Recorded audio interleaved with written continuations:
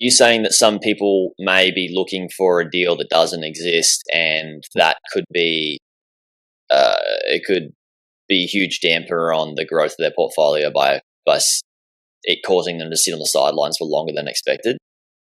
Yeah, I see that a lot, right? Like everyone's wanting some. They have a vision of what they want to purchase, but there's no perfect property in the established world, both commercial and residential.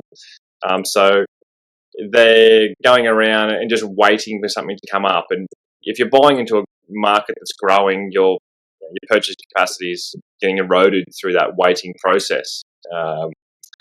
So it's kind of like an education process for people to realise, well, there's no point in shopping in a location. Like you might want to buy on the Sunshine Coast, an industrial asset for $1.2 million. If you can't find anything that's sold recently for around that $1.2 million mark or below in that location, you're just going to be sitting there monitoring a market, wasting your time, and you'll be there 12 months, 24 months later, and you haven't actually acquired an asset. So it's just a waste of your time. Yeah, and a huge opportunity cost. Yeah. Great. Yeah.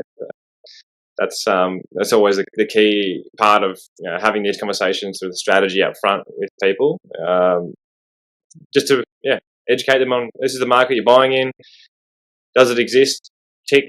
And does it exist within your budget? Tick. Okay, cool. Well, let's go in and find the best deals and what's available both pre and off market. Yeah, perfect. I'm gonna link. We'll link to those two links in the show notes as well. commercialrealestate.com.au and realcommercial.com.au. So you guys can see if your dream can become a reality. Your dream property for your first acquisition or commercial or third or fourth or whatever acquisition is a reality and you can meet the market. Yeah. Well, that jumps into the next step of it, which is actually using those websites and going in and seeing what's being sold on market. It doesn't have to be within your price range for this step, which is what you want to do is go and find these commercial real estate agents, because you think about it, it's their job to go and find listings, right? Like, so they're out there canvassing the market, trying to find people to sell, and they're doing it. They've been doing it for years. So the chances of them finding an asset before you is quite high.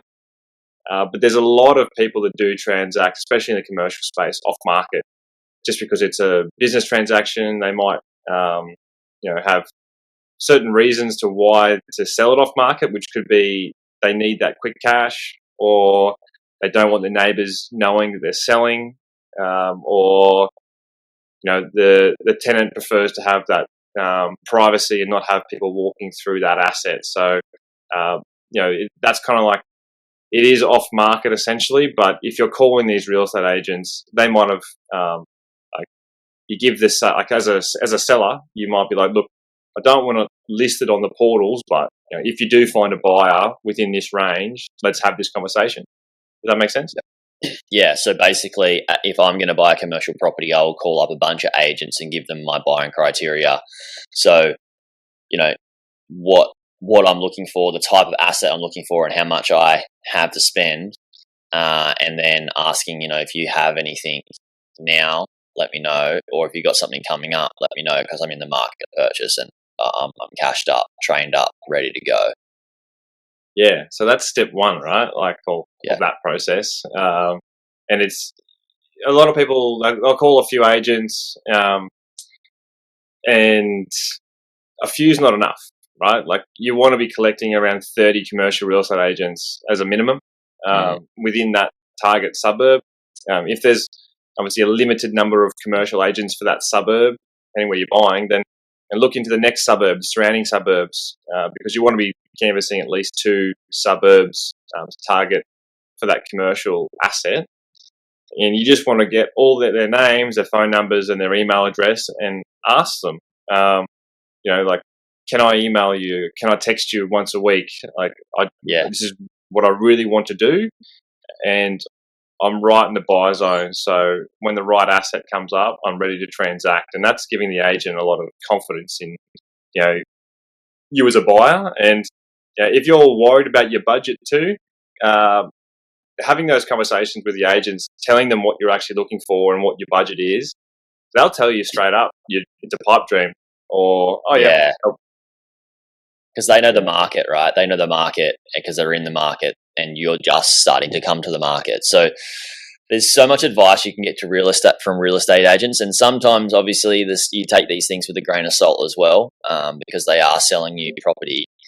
I did notice that you said, Sam, like something that I did maybe 3 or 4 years ago when I was looking at buying a property is I got a list of agents, and I didn't just contact them once. My intention is to build relationships with them, because the more the better the relationship you have with somebody, the more trust there is.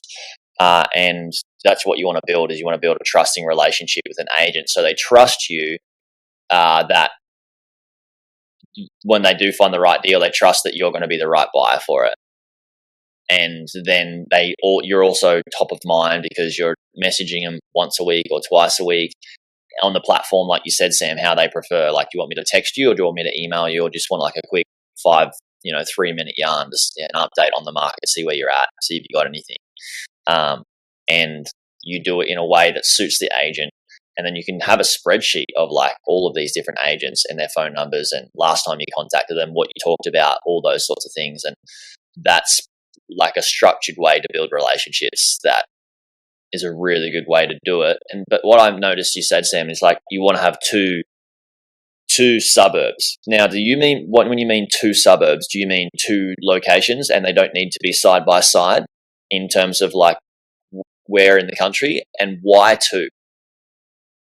Well, I say 2 as a minimum, but you don't want too many. Like commercials are like a bit different to residential. There's a lot more opportunities in the residential market than there is commercial. So what I'm trying to get you to understand is building relationships with these agents. If you've got too many suburbs, and like it depends on where that industrial or that office or that retail or that precinct, the commercial actually lies. Like say on the Gold Coast, there's Ashmore's a classic industrial location, and then it might be to go. You have to go maybe 20 minutes north to go to Stapleton, and that's another industrial precinct. So there could be 2 key areas to focus in on.